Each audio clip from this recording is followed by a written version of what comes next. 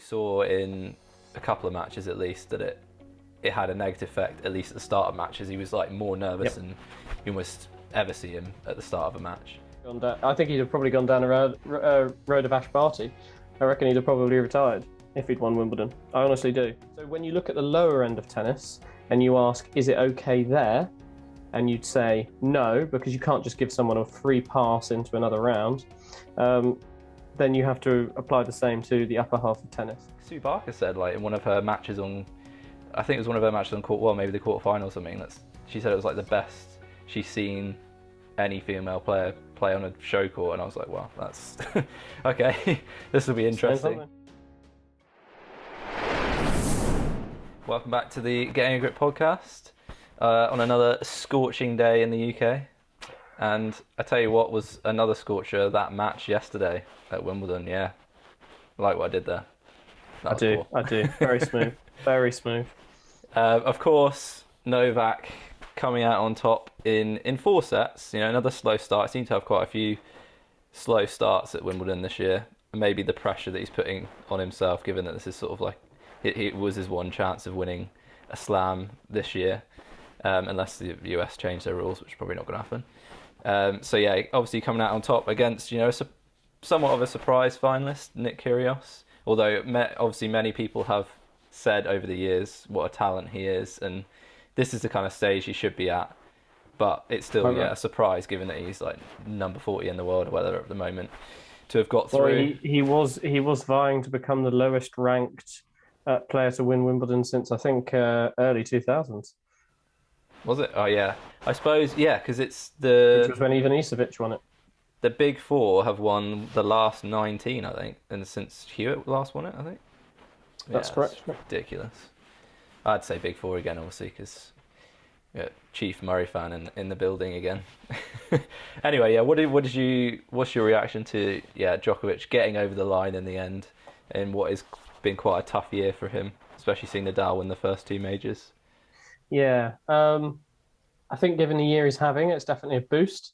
And given the fact that he can't play the US Open, I think he's going to be quite glad that he's got something under his belt. A little bit annoying as well that he's not going to get the ranking points based on obviously the controversy of them taking away the ranking points because of Wimbledon's decision to ban Russian and Belarusian players. But interestingly, that means he'll drop to number 7 next week, Djokovic, which is I think it's the lowest ranking he's had since something like 2018.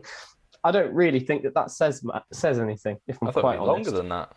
Yeah, I honestly thought it would be longer than that. So I think that's the longest he spent outside of the top 4 or 5 or something like that.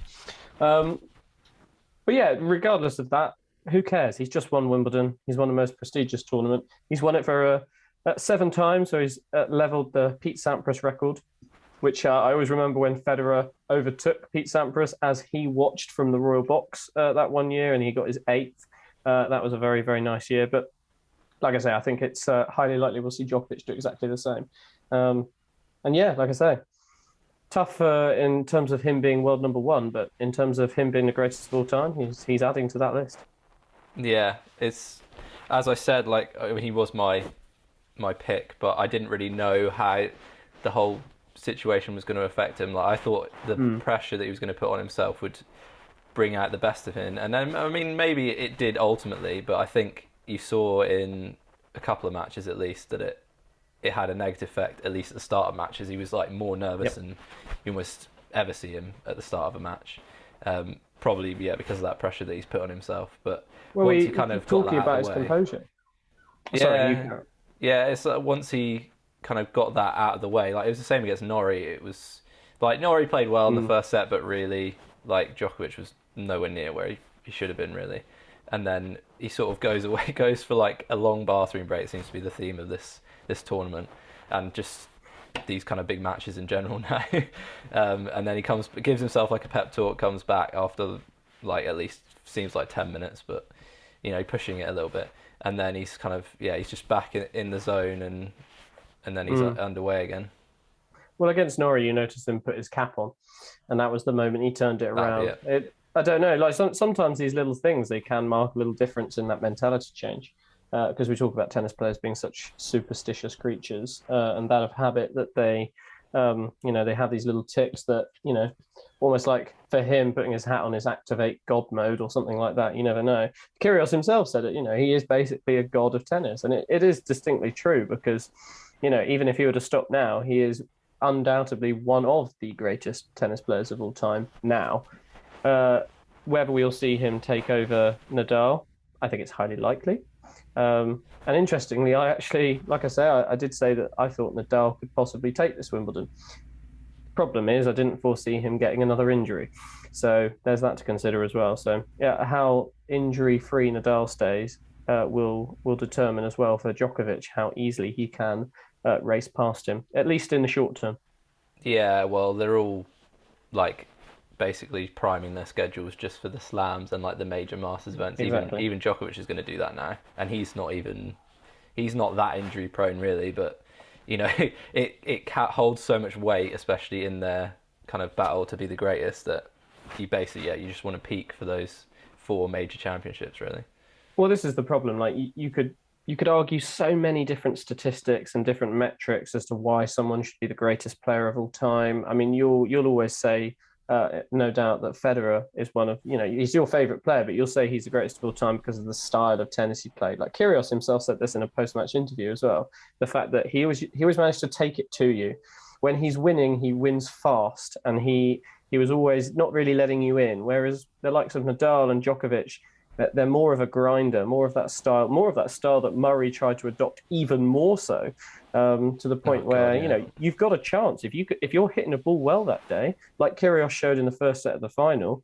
Like you are going to win quite a few points off of them. Question is, it's those clutch points as well that is another reason why they do so well. So yeah, I don't know. It's an interesting one to see. Yeah, Federer was one of the few that could. Well, yeah, literally one of the very few players that could hit through those two. I mean, Stan being the other one on like those tournaments where he just absolutely like annihilated everyone. Like those, what was it, the US Open, Australian, and the French or whatever, when he had those like hot tournaments. But very few players can do it for 3 sets, which you need in a best of 5. You can do it in a best of 3, like other players have done it, but Federer is the only one that's really done that fairly consistently. Like especially when he came back in like 2017, and he was just in like it was like Neo Federer mode or whatever they called it. And this it was is just unbelievable. But really, over that length of time, it's almost impossible to be able to beat them, because they are literally just like brick walls from the back of the court, and mentally that's just gonna grind you down, isn't it, over time? So I think if you try and go at the same tactic, they mentally have the edge. Yeah, I think Kyrgios did pretty well, in my opinion. Like he did a solid first set, and then it's just when things start to unravel a little bit, and he struggles to concentrate enough, and then it kind of that comes out in terms of like his anger at his box or whatever. No one really knows what he's saying. He was like, at one point when he was like 40 love up and he lost the game, he was saying like, "Why are you not standing up cheering me when I'm like 40 love up?" And then it's like, well, yeah, they could do that, but ultimately you've got to be the one to stay focused. Like, he just kind of it's just this mental battle he has with himself, and obviously he's had like other like mental health problems and stuff. So I think that's also kind of what endears him to people as well. It's not just this kind of like vibrant, kind of unpredictable the nature of tennis. It's like he's like a troubled, or whatever you want to call it, kind of like he's had a lot of issues, and I think that endears him to people, and they want to get behind that and see him do well. Yeah. Well, it makes someone a lot more relatable. So you got the likes of Djokovic, who some may perceive him to be, quite as people have described, god of tennis, but it described him as someone who's almost insisting and demanding people's respect and love. The likes of Nadal and Federer, people have undoubtedly found love for, regardless, just because of the nature they seem to have. And this is why you can see Djokovic has a tough time with this sort of thing, because he wants that same feeling. He deserves that same feeling. He does deserve the respect. But the moment you try and demand love is the moment you'll never get it. So it's always interesting. And I think that's, it's different with Kyrgios, because as you say, there is a slightly, at least perceptively to the fans, it does almost look like he is insisting that, certain people act a certain way for him on the court, and that plays into his mentality a little bit. It's just like, okay, so things aren't going my way, but why aren't people acting like this? They did it for this player, so why can't they do it for me, sort of thing. And I do sort of get it, because when you're at that higher level, you're just like, well, if I had that, then there's no reason why I shouldn't be, completely destroying this guy on a tennis court. Whether that's a factor that is that important or not, who knows? But yeah, I think it is just interesting. Personally, I think he says a lot of good things in tennis, and I think he's a very, very intelligent person. And I think us talking about maybe mental health side of things, he's publicly come out and said that he struggles, anxiety and all of that sort of stuff. But, it's hard for us to comment on these sorts of things when we don't know the individual, properly, personally. Yeah. He obviously, the post match interviews are actually quite good for what. Well, a few of them have been quite good actually, but especially this one. But Kyrgios did say that. I mean, it's just a heat of the moment thing maybe, but he said that he doesn't know like if he's going to come back or whatever. Like, do I expect him to come back? I don't know what you feel about it. Maybe it's just like a heat of the moment thing. It's this kind of like love-hate relationship with tennis. Will it spur him on? Do you think to think, okay, I can mix it now if I fully like dedicate myself to this? Because he said this fortnight he's been more dedicated than he ever has been, and in terms of like his like not drinking, sleeping properly, eating well, all that sort of stuff, and obviously he feels like very exhausted after like a full-on 2 weeks. But he's not used to that in schedule. Do you see it giving him more motivation, or like it's hard to predict with him, isn't it? Really. I think he said it best himself. This will give him more motivation than if he'd won. If he'd won, he'd probably be thinking, right, well, I've done tennis now. I think he'd have also gone down. I think he'd have probably gone down a road of Ash Barty. I reckon he'd have probably retired if he'd won Wimbledon. I honestly do. And then tried his hand at doing something else, or whatever. I think hopefully we'll see more of him. I think that when he said it in the post-match sort of words with Sue Barker on the court, I think he was more saying whether he'll be in the final, more so than if he'll be in the tournament. At least that's how I read it. So yeah, I think he will be back. I think he'll just be smarter with it. He knows he doesn't like to be the sort of tennis player that everyone else loves. He'll try and keep his ranking high enough to get into these tournaments, but I think that's all he'll be interested in. He'll be interested in competing in those higher tournaments, play the pinnacle events, just like the stars are trying to do to increase their records, increase their metrics, which Grand Slam seems to be the only thing that tennis fans care about. Yeah, call themselves die-hard tennis fans. The only things they watch are the Grand Slams. But anyway. The other interesting kind of talking point that came up during the latter stages was obviously the fact that Nadal he was supposed to play Kyrgios in the semi-finals, but clearly he was struggling in the Taylor Fritz match, and like people thought he was going to retire in that match. He ended up just carrying on, which seemed to me just to like spite his box almost, to say that I can just win when I'm injured anyway. It did look like that, yeah. And then obviously it turned out like he wasn't able to play in the semi-final, had to withdraw, and then that meant Kyrgios went straight through to the final, didn't have to play the semi-final. Some people are saying, they should have just let Fritz play instead. What's your view on this? Do you disagree with that? I mean, I do completely disagree with that. The reason I'll say that is that let Fritz play. You can't give handouts like that in tennis, given especially the amount of prize money that individuals stand to make just from merely being at that match. If Fritz had gotten into the semi-finals of his own volition, that's an extra $500,000 that he earns just by losing, basically. So, looking at other tennis players at lower halves of the draw, if say you take that all the way back to round one, say you take that even to the qualifiers themselves, someone losing in a match that that they've gotten to, they're still going to earn maybe another 5-10K, and that extends their career by a few more months. That gives them an extra bit of time, an extra bit of money, pays their coach. You never know. So when you look at the lower end of tennis and you ask, is it okay there? And you'd say no, because you can't just give someone a free pass into another round. Then you have to apply the same to the upper half of tennis. I understand that entertainment is a key reason that Wimbledon exists, and a key reason that the amount of money that players get exists and is so high. But you can't go back on these sorts of principles too easily. Because, like I say, if you did it at that level, you'd have to do it at all the lower levels. So all walkovers would then have to be, okay, well, the loser can go through anyway then. And that's not great for mentality.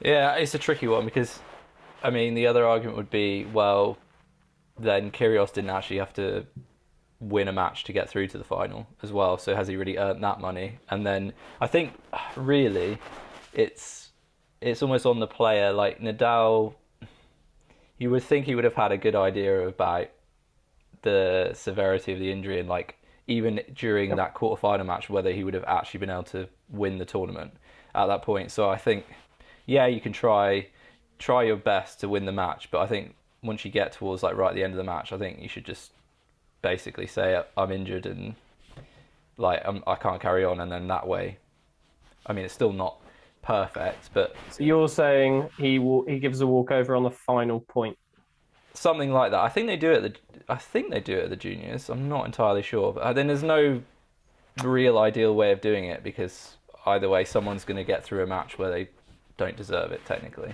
I was going to say, like the outcome is still the same. Everyone else knows it. You yourself know it as the lucky loser. Let's call it that. I personally just think it's an unfortunate scenario when a walkover has to be given, and it is an unfortunate scenario when a player has to withdraw. But that's just life. Unfortunately, you can't necessarily go through that, changing the rules just to try and get an extra level of entertainment or an extra match. I think in terms of prize money, I'd very much hope if a walkover is given that the prize money for winning said match doesn't get given out. I really hope that's the case. Although I'm not entirely sure about those sorts of rules because those are the sorts of things you never really hear about. So I'm sure that someone has an answer there, but I certainly don't have it. Yeah, it's a tricky one. Well, let us know in the comments what you think about this kind of issue. Whether you think, yeah, should the person who loses get to go through, or should the person who's injured maybe play to like, I don't know, the last set or like close towards the end of the match and then withdraw? Let us know what you think about that. Again, it's just one of these sort of blurry issues where it's, as in life, nothing is black and white. Tiny Only question grey. for you. Yes or no answer. Would you finish the match or would you immediately withdraw the moment you feel like you have an injury you can't sustain another round with? Oh, You personally. Where does your mentality go? I'd probably have a bit of an ego and probably be like, nah, I'm not gonna stop. I'm gonna prove I can win with the injury, which is what Nadal did basically. But if you're competitive, in my head, I would do the same. If you're competitive, you need to prove it not to anyone else. It's more about proving it to yourself. Oh, look how well I've done, sort of thing.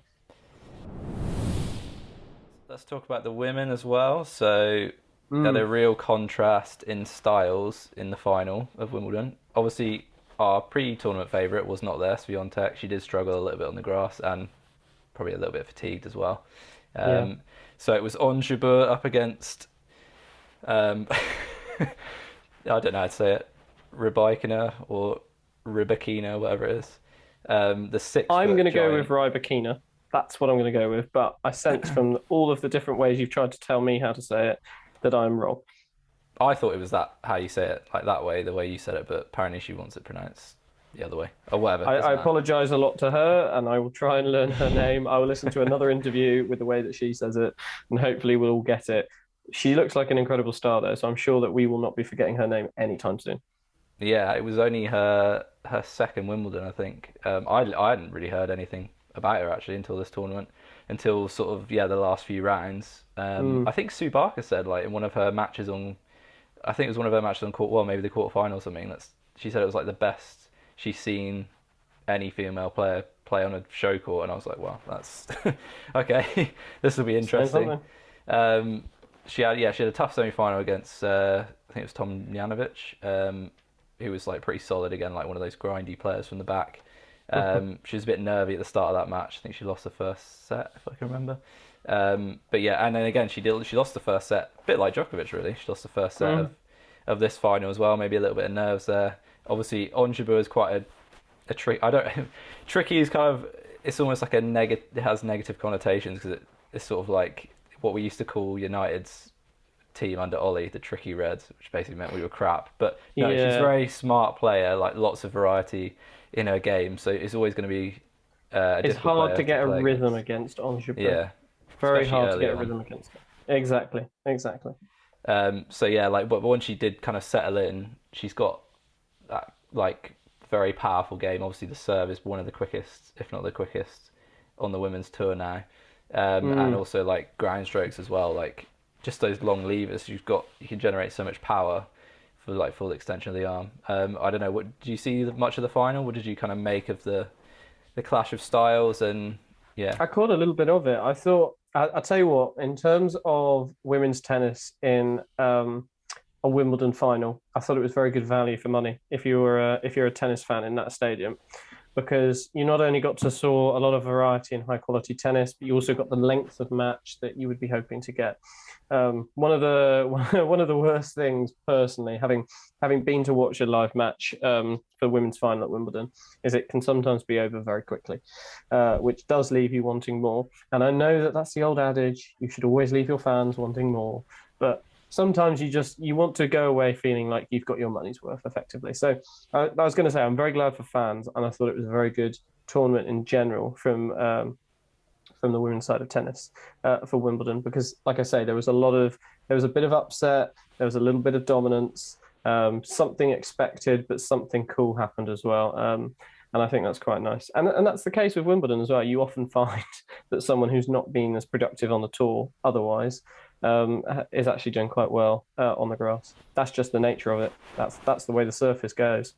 yeah. The problem is just like whether these players then go on to become like a bit more consistent and win more tournaments, because like Ons Jabeur has been winning like a fair few tournaments. She obviously won in Madrid. Yep.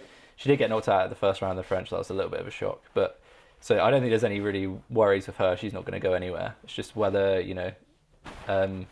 Rybakina can build on this, and I think somewhere like Australia, I think she would do pretty well on like the fast courts there as well with her serve and her ground strokes. So it'd be interesting to see kind of how she builds on this. She's only like 23, so she's still a pretty young player as well.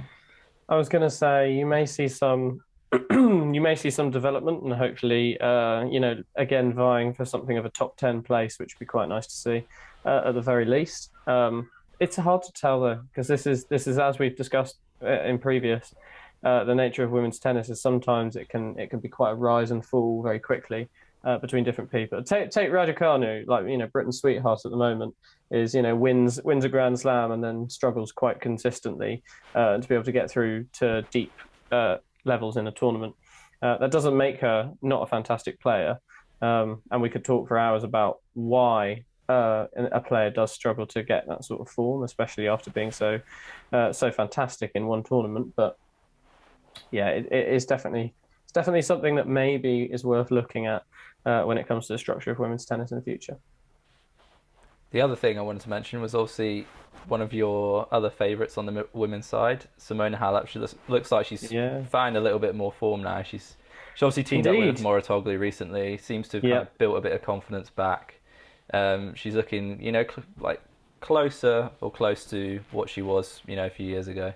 You must be kind of quite happy with how she did. Obviously, she did come up short in the semi-final, but still it's a pretty good run, I would say. No, I thought she had a very good run. I was a little surprised actually that she got beaten. Now, I'm not surprised now, obviously, with the way in which Rybakina, is that how you say it? I'm not surprised given by how she won in the final and whatnot, but I'm very happy with the way she's playing. It's interesting actually. Like it's hard to pick favourites in women's tennis because obviously, as I say, there's this constant rise and fall of players, which has its own entertainment value anyway. But I've always liked the way that Simona Halep tries to play, and it's quite an aggressive style and often takes it to the opponent. And her height allows her to quite comfortably sort of take balls on the rise and not feel too under pressure, which is something on the men's tour that very, very few people can do because most of them are over 6 foot. She's a bit like she was like a pocket rocket the way she. Yeah, that's not a bad way to describe it. Yeah. And it's very entertaining. Very entertaining. Yeah, hopefully she can build on that. Maybe she can make a bit of a run at the US Open as well. She's won Wimbledon. Has she won any other majors in the past? I think she has, yes. Did she win the French? I believe she'd won a French. Hmm. I might be wrong though. Something that we can let any of our listeners tell us in the comments. Hopefully, it'd be very interesting to know how many she's won. I feel like she's won more than one. It is two, But yeah. obviously, I was there for her when she won that first Wimbledon, which was quite the event. The quick match again. Was that Exactly, as I say, it was over in God knows how long. It was less than an hour and a half for sure. Yeah, but you got to see like the highest quality of tennis I think I've ever seen in a women's match. Yeah, she sort of went like goddess mode, didn't she? Exactly. Happens sometimes. Serena had plenty of finals where that happened with her, so I'm sure she Exactly. was accepting of it. Like after she reflected on it, yeah.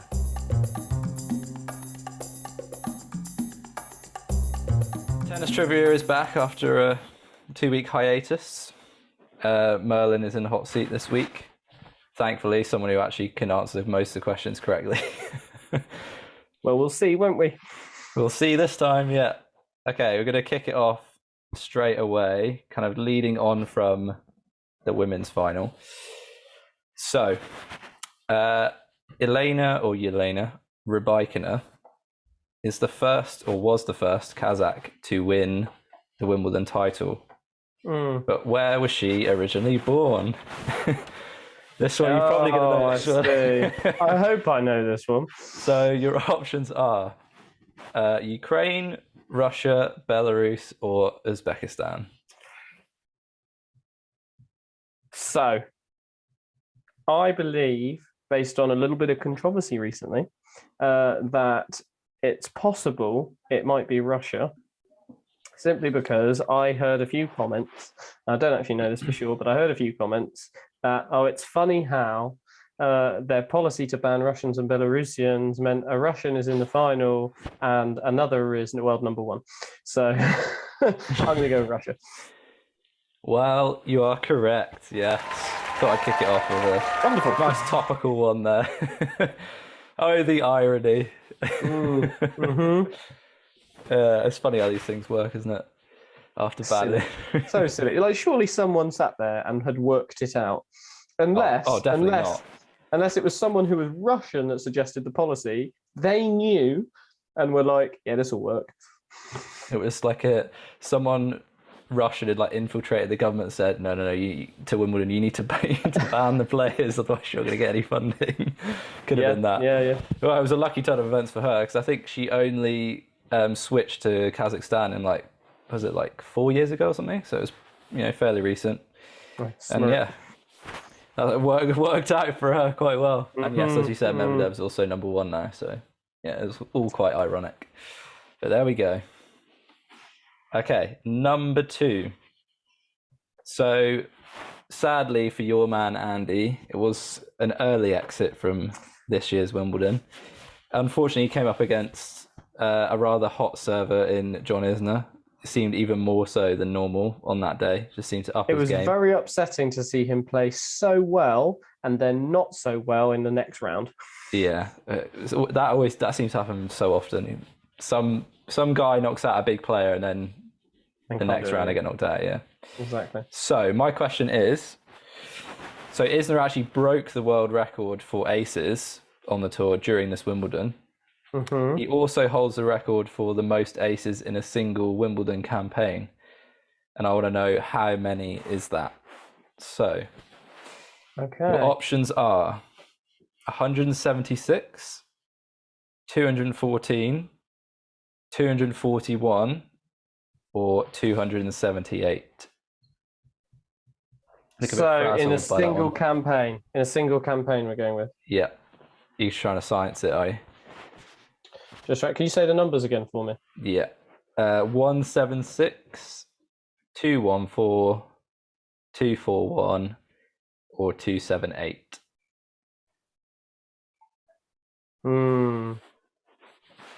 That's a tough one. Oh God. Think about. I feel like it's going to be in the 200s. Yeah, think about the year in which he did really well, and how many aces he might get per match. But in a single campaign. Yeah. We could literally be talking about the one match he played for 11 hours. Mm. Or it might not be. It might be the year he went to the semi-finals. Quite right as well. Oh God, I know he used to level around 20 or 30 or so minimum in a match. And it's grass, so it's gonna be higher. I feel like that might put me off. 176, 214, 241, and what was the last one? 278. 278. Something's telling me 214. I'm not sure. They're all distinctly possible. I feel like 278 is a bit high. I would have, if I were to guess the number, I'd have said 200. So I'm between the first. I'm going 214. That is correct. Well done. He's logicked it again. Yeah, if you said like around 30 per match, that sort of works out roughly correct. And obviously that semi-final in 2018. I kind of went with 2030 and was thinking, oh God, if we're adding that up, getting all the way to semi-finals, yeah. It was that year, yeah. It was 2018 when he. It was the 2018. Yeah, he lost to Anson, right, in that really long ass match. Yeah. But it went on for ages, and I know they just kept acing each other because neither can really return. Just like the wingspan, but there's no control. They're both great at serving, but both terrible at returning. Well, not terrible. Obviously, they're still world-class tennis players, but relative to the likes of Djokovic or Murray, let's put it that way. Yeah, there you go. And I think you were there for that match as well, weren't you? Or you were there at Wimbledon? I was sitting on Murray Mound watching that. That was another scorcher as well. That was a hot summer. It was roasting, yeah. Okay, there we go. So, yeah, you're on 2 out of 2, actually. Okay, let's go with a Kyrgios one. So, Nick Kyrgios is actually only one of 2 players to beat Federer, Nadal, Djokovic in their first meeting. So the first time he played all of them, he beat them. I want to know who is the other player. You might be able to work it out from the options. So your options are Leighton Hewitt, Joe Wilfried Tsonga, Marin Cilic, or Carlos Alcaraz. Oh, interesting. You like those options, yeah? I do like those options. Those are an interesting mix. I feel like it can't be Tsonga, and see, this is where you could have a lot of arguments. I'm gonna say I can't remember if Alcaraz has played Federer yet. That's what's bothering me. It's a tough one. It is a very tough one.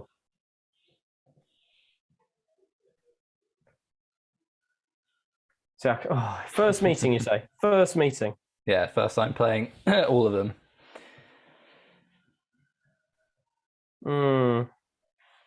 First time playing all of them. And the options were Hewitt, Tsonga, Cilic, and Alcaraz. Mm-hmm.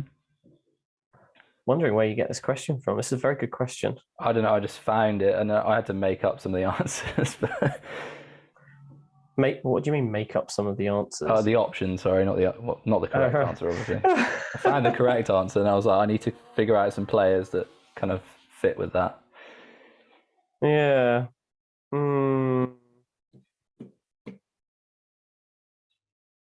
I'm gonna say Leighton Hewitt, because I don't. This is the problem. I want to say Alcaraz, but I don't feel like he's played Federer. He may have, but he may have not. I'm going to say Leighton Hewitt. Leighton Hewitt. That is correct. He's got it. Yeah, another one of his faves from back in the day. Yeah, he was. He was the first tennis player I watched and started to like the way he played. And he also had that signature thing where he was always moving his shirt all the time. Oh God, yeah. Like Roddick did. Yeah, exactly like Roddick did. It was just a thing of those days. It was, they were like really loose shirts. Now they're probably a bit too tight fitting, but yes, it was. I suppose if you could kind of work it out, because he would have played a lot of them in their earlier years, so obviously more susceptible to losing. This is what I was kind of thinking. I was thinking Cilic. Cilic has never been that potent, so I thought maybe that wasn't the case. And it's a similar sort of ages, and it was just the likes that Hewitt was really dominant, especially when Federer came onto the scene. And maybe not dominant in terms of Grand Slam wins, but dominant in terms of winning matches. So, and he's a tricky player. You get a lot of Aussies who are tricky players. Tricky, and tricky in a good way. Tricky in a good way. Hard to get a rhythm against them, or wind you up a bit. Okay, there we go. 3 from 3. Okay, I've got 2 more. I'll go with the specific Wimbledon one. So, very simply, obviously during a tournament, there's a lot of tennis balls being used. So I want to know how many tennis balls are used across the fortnight at Wimbledon to the nearest 5,000. I've done it to make it the nearest 5,000, just to make it a little bit easier. Right. So your options are 35,000, 45,000, 55,000, or 70,000. Interesting. This is like this. I mean, they're all massive numbers. I'm not sure I could possibly work this out because, like, how many matches. I should have left this to the last one because this is probably the most difficult one, actually. I need a piece of paper and a calculator. No, it's a non-calculator paper. This one says the maths teacher. Okay, right. So the change of balls. God. Okay, right. I'm going for a rough one here. Say the options again for me, please, just as I work this out. So 35, 45, 55, or 70,000. Okay. I'm going to give you like 30 seconds to give me an answer. Yeah, that's fine. Yeah, that's fine. I'll try and say it out loud. So what I'm trying to do, first of all, is work out how many balls are used in a day, which basically you've just got to think, roughly 20 courts. Say there's roughly 3 matches happening on each court. Towards the end of the week, obviously that dims off. It's the higher numbers. It's got to be over 50. Can't be 55. 55,000. That's correct. Is it? I don't know how the hell you actually managed to do that with very little actual maths there, but yeah, it is. Well, to be precise, it's. Well, I don't know how it could be exactly the same every time, but 54,250. Is it exactly the same every year? I don't see how it can be, but that's the number that came up like a couple Actually, times. I can see how it roughly could be. The only thing it would depend on is the likes of So the likes of how long finals go on for. Yeah, that sort of thing. But they can only, but I suppose it wouldn't be the same exact number every year, unless they just, I don't know, give them away afterwards if they don't use them or something like that. Maybe. I feel like they might have been close to running out of balls either in 2018 or in 2011 when Isner had those 2 when they're getting absolutely destroyed. Yeah, that's right. You can just play with flat balls for the last half a set. Well, it won't make a difference. They won't be able to return either way. This is make it bounce even lower for these giants. Yeah. Why not? Okay, 4 out of 4. Somehow, I guess these are a little bit trickier than normal. That last one was definitely very tricky. That's a hard calculation. Thankfully, you gave me bigger margins to work in. If it was all between 50 and 60,000, then I don't think I had a hope. Okay, so the last one, we have to round it off with Djokovic, of course, seeing as he won. So this was the first major he has won actually since the last Wimbledon, because obviously he got to the final of the US Open last year, but he was knackered by the end of it, so he lost to Medvedev, and then he couldn't get into the Australian, and then he lost to Nadal, the French. Maybe he's still slightly undercooked at that point. But I want to know. I've not led this in well. He has won 3 slams in a row on multiple occasions. And I want to know how many times he's done that. So how many times has Djokovic won at least 3 consecutive Grand Slams? Consecutively. Are we going over the border of a year? As in, we're not necessarily stopping at the end. Okay. So, I mean, your options are 2, 3, 4, or 5.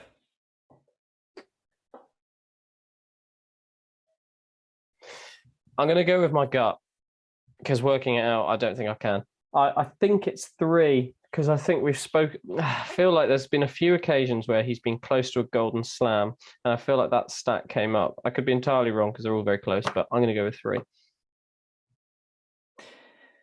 Get a grip. Oh, It's no.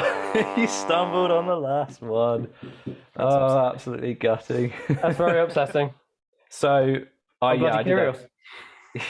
I had to double check this because I wasn't entirely sure. So the first time he did it was obviously 2011-12 when he first went on like a ridiculous run to kind of topple the Nadal Federer axis. The dominance. Yep. The next one was 2015-16, and then after that he kind of sort of he went away a bit, didn't he? Had a bit of a like mental disintegration almost. It was like, what do I do now? I think that was when he did the Grand Slam. You know, all 4. It wasn't in a calendar year, but he held all 4 at the same time. Yeah, during the Golden Slam. Yeah. That was when he beat Murray, wasn't it? In the French. That was when he did it. Yeah. Because then Murray won Wimbledon after that. So that was the second one. Right. The third one was in 2018-19. So maybe that might have been a one that you forgot. I don't know. I didn't even realize he did it then. And then obviously the last one was last year when he won 3 and it got to the final of the 4th one, which is pretty much the closest anyone's come since they've been on different surfaces. Yeah. So there you go, 4 times, which is pretty crazy. No one else has done that. I think Nadal might have done it like once or twice. Yeah, I don't know if Federer might have done it once. Again, it's that consistency. There you go. That we'll talk about. Those of us that think about tennis a lot like we do are going to think of him as the GOAT for that reason, more so than we're going to think of the number of Grand Slams. That's pretty. I still think he's going to meet it though. I still think he's going to take the largest number of Grand Slams anyway. So it'll be unquestionable. I think that makes the most sense. I don't think Federer is going to win another one, and Nadal might win another 1 or 2, but his injuries are, who knows? It's just another injury that crops up, and you don't know. Hard to say. You don't know. Then again, he could probably and still be winning. He could probably turn up at the French when he's like 50 and still win it. Yep.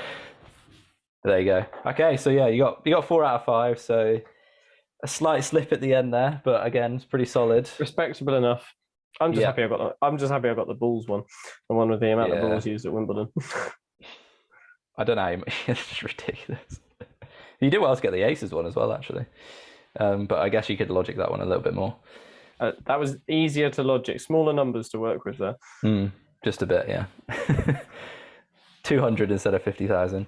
But yeah, if you have enjoyed this podcast, give us a follow on Apple Podcasts, Spotify, wherever you get your podcasts. On YouTube, give it a like, share it around, subscribe, and obviously let us know kind of your thoughts on that whole withdrawing thing in any tournament, not just Wimbledon. What you think is the best way to deal with it. And we'll see you in the next one.